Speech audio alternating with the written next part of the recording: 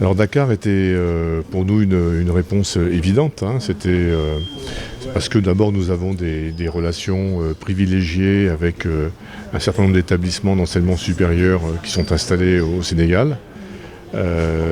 Nous avons suivi la dynamique du campus franco-sénégalais dans lequel nous souhaitons à terme nous associer. Aujourd'hui, nous venons de signer une convention avec l'Institut Mines Télécom qui est lui membre du campus franco-sénégalais. Voilà, nous sommes sur cette route-là du développement au Sénégal. Et puis le Sénégal, c'est un pays que j'ai habité aussi. Donc voilà, c'est aussi un peu une histoire personnelle et je pense que j'avais une dette aussi vis-à-vis de ce magnifique pays et d'une certaine manière, en ouvrant ce campus à Dakar, je contribue à payer cette dette d'amitié vis-à-vis de ce pays, le Sénégal. On n'a pas de projet d'ouvrir d'autres campus dans d'autres pays, parce que l'Afrique, c'est un continent dans lequel les mobilités sont importantes. On a vu qu'à l'EPF, à Dakar, il y a 7 nationalités. Voilà, donc c'est pas nécessaire de multiplier non plus les investissements. On a une ambition qui est une ambition raisonnable.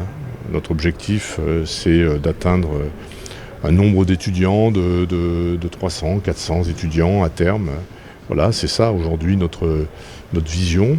Et le fait d'être localisé dans un écosystème qui est en croissance, avec des partenaires académiques de grande qualité, avec des industries qui se développent, des infrastructures qui se transforment. Tout ceci, finalement, donne un contexte extrêmement favorable pour développer une école d'ingénieurs. Donc, nous sommes très bien là, nous sommes arrivés il y a peu et on a envie d'y rester le plus longtemps possible. L'esprit de l'EPF, c'est un esprit de coopération. Voilà, nous, depuis l'origine, l'EPF a toujours développé des coopérations. Sur les campus français, nous développons des coopérations avec des établissements publics, principalement d'ailleurs. Tous nos laboratoires, tous nos enseignants-chercheurs sont rattachés à des laboratoires publics. Voilà, cet esprit, c'est celui qui nous anime, parce qu'on est convaincu que les synergies se créent à travers la coopération. Aujourd'hui, nous avons signé 3 accords. Un premier accord avec l'IMT, l'Institut Mines Télécom, dans le cadre du développement d'un bachelor, qui est un bachelor commun, qui est un bachelor focalisé sur le management et le numérique. Nous signons un accord avec le CFPT, Sénégal-Japon, parce que là nous avons un partenaire qui dispose d'infrastructures très intéressantes pour la formation de nos jeunes ingénieurs, mais qui a aussi une position académique qui est très complémentaire à la position de l'EPF. Le CFPT est focalisé sur des formations de techniciens plutôt, alors que nous avons plutôt tendance à aller vers des formations d'ingénieurs. Donc on peut imaginer des passerelles très intéressantes entre nos 2 établissements. Nous avons un accord aussi avec Montpellier Business School. On est dans un monde qui est de plus en plus hybride et les écoles d'ingénieurs collaborent avec les écoles de design, avec les écoles d'architecture, avec les écoles de management.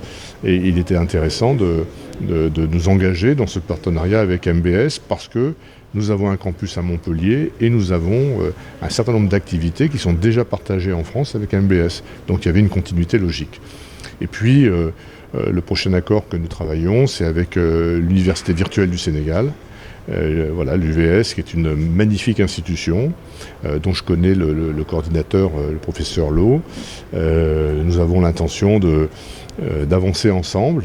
Nous sommes dans la même vision de la nécessité d'une formation à distance en complément de formation présentielle, parce que nous considérons que les interactions humaines sont importantes et que nos ingénieurs doivent être formés justement à échanger, à travailler en équipe, ensemble.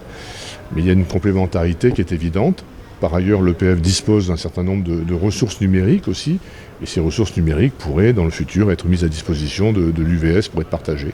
Voilà, donc on est dans un esprit de coopération, on est dans une volonté de partage. Nous avons compris que nous devons avancer ensemble hein, et qu'en formant cette équipe de l'enseignement supérieur sénégalais, nous réussirons probablement bien mieux à accueillir cette jeunesse et lui proposer des formations qu'elle attend. Je pense que c'est un moment fort pour l'EPF, c'est un moment fort aussi pour le paysage de l'enseignement supérieur sénégalais, avec l'ouverture de ce campus qui est le premier campus international de l'EPF à Dakar et qui pourra aujourd'hui accompagner en tout cas le développement dans les formations orientées vers l'ingénierie, les sciences et technologies. Et c'est également un moment fort pour l'Afrique parce que ce campus aussi, c'est le campus pour l'Afrique, surtout pour l'Afrique subsaharienne. Et ça va permettre à beaucoup de jeunes Africains de pouvoir bénéficier de formations innovantes qui leur permettront d'avoir des diplômes qui sont reconnus sur le plan international.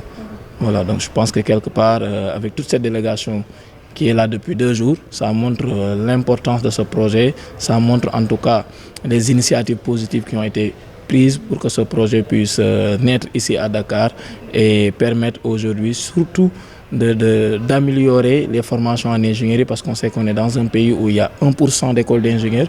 Ça veut dire qu'en fait on n'a pas encore suffisamment d'écoles d'ingénieurs et c'est la contribution aujourd'hui de l'EPF pour le développement en fait, des formations dans le domaine ingénieur. Il y a beaucoup d'écoles de formation ici à Dakar. Est-ce que vous êtes conscient de cela? Oui, souvent c'est ce qu'on dit, mais moi je suis un acteur de l'enseignement supérieur depuis d'une dizaine d'années. Et souvent je dis qu'il n'y a pas encore suffisamment d'écoles de formation professionnelle. Et c'est simple, le Sénégal est un pays avec une population très jeune. Et il ne faut pas oublier que 40 à 45% de notre population, c'est des gens qui n'ont même pas encore 25 ans. Donc ce qui veut dire qu'aujourd'hui, avec le développement de l'éducation, avec aujourd'hui ces taux importants de réussite au bac, il faut encore encourager la création d'écoles.